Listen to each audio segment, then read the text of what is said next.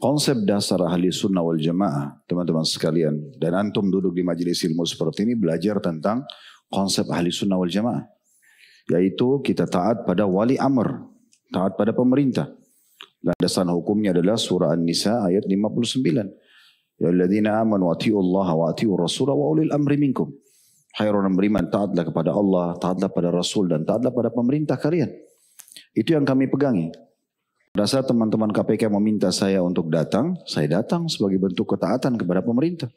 Dan itu adalah kewajiban untuk saya datang gitu ya. Tapi yang perlu digarisbawahi, saya datang bukan sebagai tersangka, teman-teman sekalian. Ya. Kalau tersangka bukan begitu modelnya. Antum sudah tahu pakai baju apa di KPK kan? Kalau tersangka, saya nggak ada foto di situ, saya nggak ada statement di situ. Saya diundang untuk datang dan saya warga Indonesia yang patuh, apalagi konsep kita patuh pada pemerintah, kita datang, gitu kan? Apa yang mereka butuhkan informasi kami sampaikan, sebatas itu. Jadi tidak ada hubungannya antara saya dengan korupsi itu ya, jauh sekali. Saya bukan Menteri Agama, saya bukan ex-Menteri Agama, saya bukan staf di Kementerian Agama yang mengurus semua ini, saya tidak ada hubungannya. Saya salah satu praktisi di lapangan yang kebetulan Allah amanahkan travel juga melaksanakan ibadah haji. Jadi teman-teman di sana membutuhkan informasi itu. Saya waktu diundang saya tanya ya, kepada penyidiknya, saya ini tersangka. Oh enggak, bukan Ustaz. Bukan. Kami hanya datang untuk Ustaz diundang untuk kita tanya-tanya.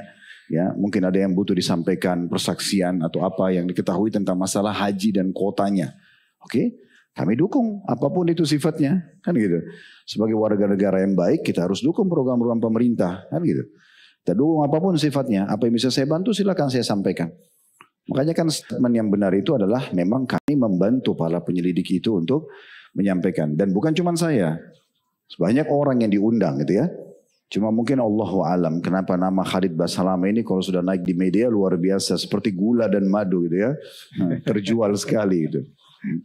Sudah ada yang buat karikatur seperti saya sudah diborgol, ada yang ini dan itu.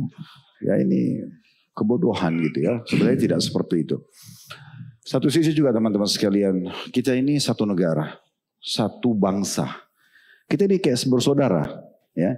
Sehatnya satu rumah tangga itu di saat orang tua berhasil membina anak-anaknya, saudara dengan saudaranya saling sayang dan menghormati. Kan harusnya begitu.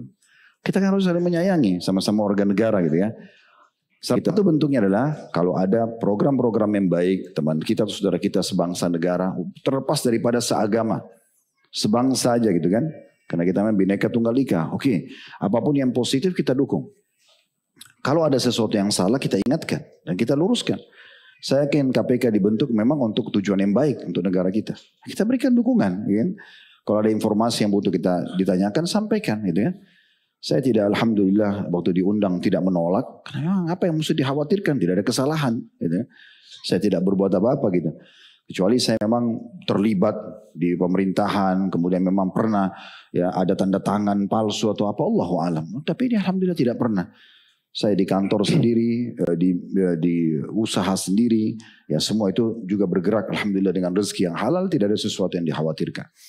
Jadi saya mengajak teman-teman sekalian, kita ini lebih dewasa dalam menanggapi masalah ini. Dan saya sekaligus juga mengingatkan teman-teman di media, kita lebih baik profesional. Ya. Jangan hanya yang penting tanda kutip terjual beritanya. Sehingga mengangkat judul-judul yang menggelitik supaya orang mau baca. Akhirnya banyak yang nonton, ini gak benar. Itu gak profesional namanya.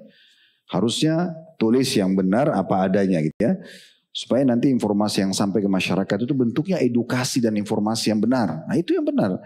Kalau hanya provokatif untuk apa gitu kan. Supaya sesama warga negara saling menyerang. Ini rapuh sekali kalau ada orang dari negara lain mau masuk ke negara kita. Kondisi begini ini rapuh sekali. Karena mudah sekali kita provokasikan satu sama yang lain ya. Sama warga negara itu terjadi waktu Belanda dulu masuk menjajah kita. Karena mudah sekali kita diprovokasi. Kita harusnya kokoh, kita kuat dalam masalah seperti ini. Jadi ingat, setiap ada informasi teman-teman sekalian sampai, Allah sudah sebutkan dalam surah Al-Hujurat. Ya alladzina amanu in ja'akum fasiqun binaba'in fatabayyanu an tusibu qauman bijahalatin fatusbihu ala ma fa'altum nadimin.